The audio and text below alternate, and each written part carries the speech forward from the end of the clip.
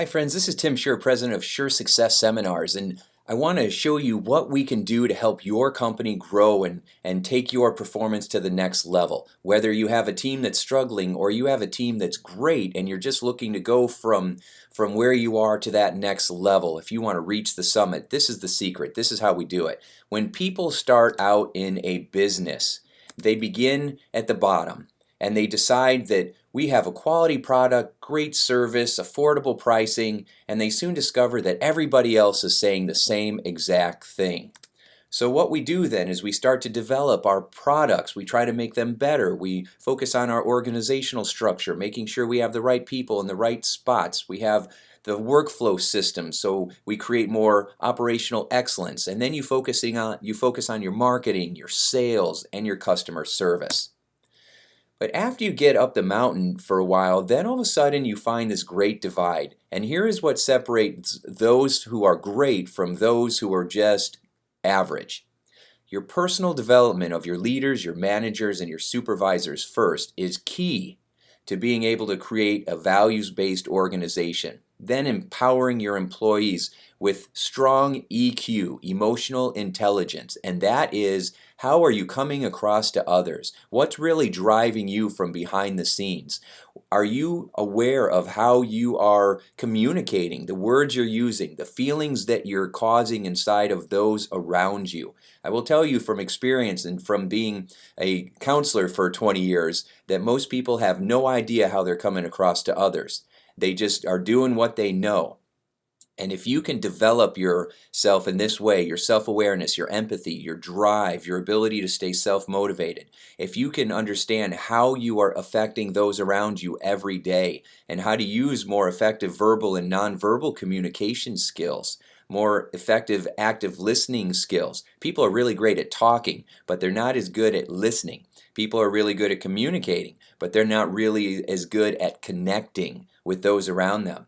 And when you can develop your profiling aptitude, which basically means, can you read the people in front of you and know how best to communicate with them? Do you know how to best motivate people intrinsically so that they feel like they want to please you, like they want to do these things so that they have buy-in? Do you know how to create a culture of engagement? That's what we come in and teach. If you do not do this, and most companies unfortunately do not, an employee recognition program and a Friday pizza party is not emotional intelligence training. And when you can tell if you're not getting it, because there are high costs of low business EQ. You'll have troubles with turnover, lower productivity. There's more negativity and stress in the workplace. People are always complaining about everything. A lot of disrespectful emails go back and forth. Low employee or customer satisfaction scores. You'll have more damaging online reviews from unhappy customers. You'll have departments fighting with each other like merchandising or finance and sales. There's no innovation. People feel entitled, especially the millennials that are coming up. You'll have more lawsuits. Now, if you develop your emotional intelligence, then it takes you farther up the mountain and you become a values-based organization where your leaders are more transformational instead of just transactional, just get the job done.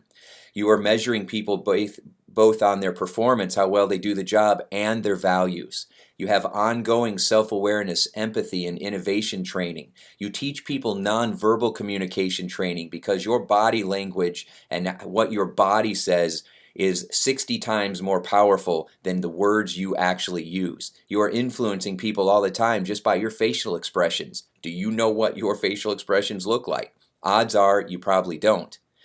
How to increase employee and customer focus so that people are really there for a purpose and not just a paycheck, and you know how to intrinsically motivate people because that's how you cause an engaged workforce. So there's 3 steps to creating that higher IQ. 1, self-awareness, how you're coming across to others. 2, empathy. Intrinsic motivation is definitely the strongest driver of human productivity, especially in the younger generation. But in the older generations as well, because people simply don't feel appreciated. They don't feel validated. They feel like they're a number and they're a cog in a machine, and they don't really feel cared for, and that kills productivity. We also start to develop stronger verbal and nonverbal communication. People are great at talking, they're not very good at listening. People are good at communicating, but not very good at connecting. So we want to make sure that we develop your people in this whole new way, and that will cause you to stand out from the crowd. Here's an example of this. I worked with one company here in Indianapolis. When I first met them, their employee satisfaction survey scores were very low, 40 percentile for many of them. With this particular question here, management considers employees when making decisions. When I first met this company, it was at 46%. They did not trust their management team. They did not trust their leaders. The national average of satisfaction with many companies is around 60%. That in itself is awfully low.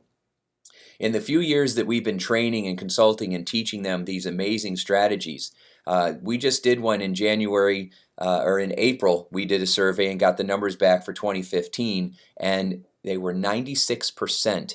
That was an increase of 50% in employee satisfaction. Their revenue has showed it as well. If you want to know what the metrics are and if this stuff, the soft skills, people skills stuff is really worth it, they've been growing at an average percent of 9% a year, and that included 2010, 2011 when we had some rough years. The national average is 3.